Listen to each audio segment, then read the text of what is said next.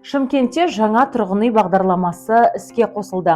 Қамқор бағдарламасына қатысудың негізгі шарттары: бірінші кезекте Қазақстан Республикасының азаматы болу, екінші кезекте Шымкент қаласында 3 жыл бойы тұрақты тіркеуде болуы.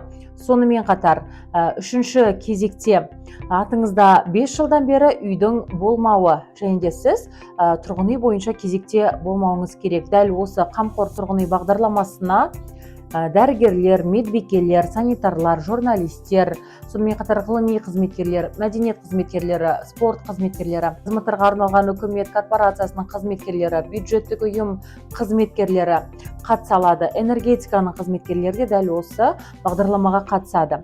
Бағдарлама конкурстық негізде өтеді. Бұл конкурстың аясында сіздің жұмыстың, еңбек өтіліңіздің уақытына ұпай беріледі. Жылдар бойы қанша уақыт некеде тұрғаныңызға ұпай беріледі, және де міндетті түрде бала саны да ұпай ретінде саналады. Конкурстық негізде өтінімді қабылдаудың негізгі оператор болып, отбасы банк болып бекітілген. Қамқор бағдарламасы арқылы үміткер өзі үйді сатып ала алады.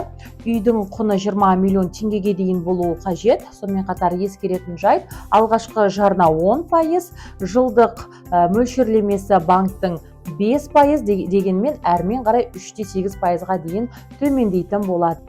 Ал сіз қамқор бағдарламасы арқылы тұрғын үй алуға мүмкіндігіңіз бар ма? Осы тізімге кіресіз бе?